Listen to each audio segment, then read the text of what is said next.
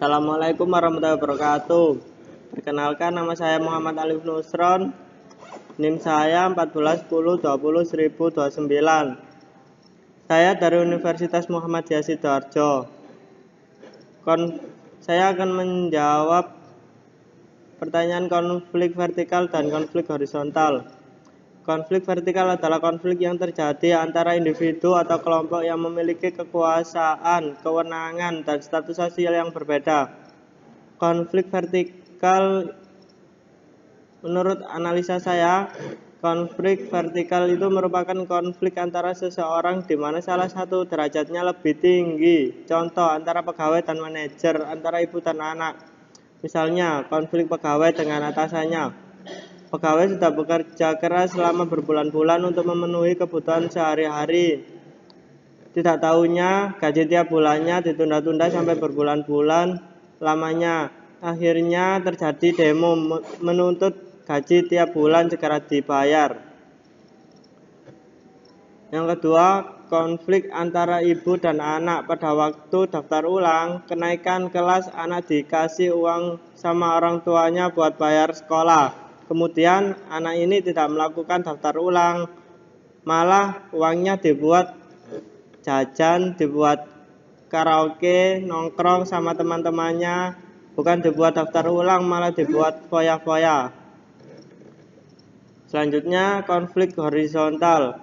Konflik horizontal adalah konflik antara individu maupun kelompok yang biasa terjadi di antara individu atau kelompok yang memiliki status sosial yang sama. Konflik, menurut analisa saya, konflik horizontal itu konflik di mana mereka yang berkonflik memiliki derajat yang sama. Contoh, tawuran antar pelajar, supporter sepak bola. Tawuran antar pelajar gara-gara saling ejek antar sekolah sehingga mengakibatkan tawuran antar pelajar. Konflik sama teman di dalam suatu organisasi, terjadi perbedaan pendapat antara satu sama lain sehingga timbul konflik. Selanjutnya, bentrok antar supporter sepak bola dikarenakan tim kesayangannya kalah. Kemudian yang kalah tidak terima, terjadilah saling ejek, pelemparan batu, botol aqua pada waktu pertandingan sudah selesai. Akhirnya bentrokan tidak dapat dihindari di luar stadion dan di dalam stadion.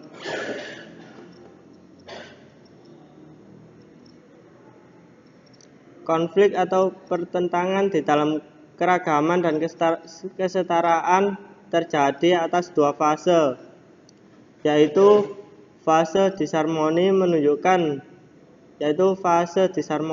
dan fase disintegrasi. Fase disharmoni menunjukkan pada adanya perbedaan pandangan tentang tujuan, nilai, norma, dan tindakan antar kelompok. Sedangkan fase disintegrasi merupakan fase di mana sudah tidak dapat lagi disatukannya pandangan, nilai, norma, dan tindakan kelompok yang menyebabkan pertentangan antar kelompok. Contoh fase disharmoni.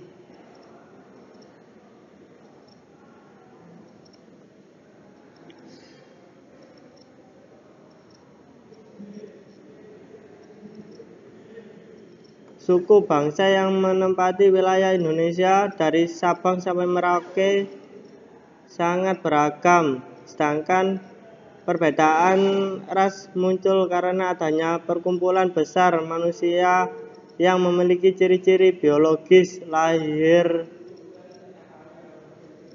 yang sama seperti rambut, warna kulit, ukuran mata, ukuran kepala, dan lain sebagainya. Kebudayaan merupakan keseluruhan yang kompleks yang di dalamnya terkandung ilmu pengetahuan, kepercayaan, kesenian, moral, hukum, adat istiadat, dan kemampuan lain, serta kebiasaan yang didapat oleh manusia sebagai anggota masyarakat. Oleh karena itu, tiap suku bangsa mempunyai kebudayaan sendiri-sendiri. Maka di Indonesia juga terdapat sejumlah sistem budaya yang dipergunakan oleh masing-masing suku bangsa. Contoh fase disintegrasi. Ketidaksepahaman anggota kelompok tentang tujuan sosial yang akan dicapai. Yang kedua, norma sosial yang tidak membantu masyarakat dalam mencapai tujuan. Ketiga, norma yang telah dihayati oleh kelompok bertentangan satu sama lain. Yang keempat, sanksi sudah menjadi lemah. Yang kelima, tindakan masyarakat sudah bertentangan dengan norma kelompok.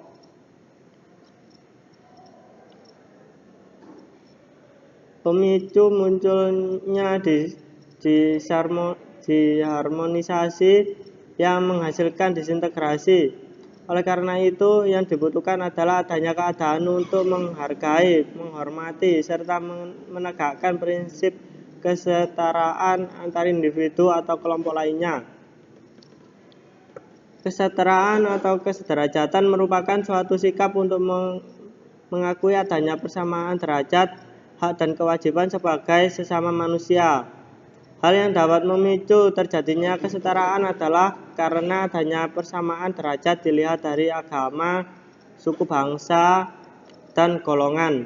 Adanya persamaan hak dari segi pendidikan, pekerjaan, dan kehidupan yang layak.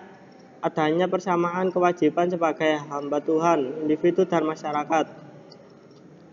Permasalahan yang dihadapi dalam kehidupan adalah munculnya sikap atau perilaku untuk tidak mengakui adanya persamaan derajat, hak, dan kewajiban.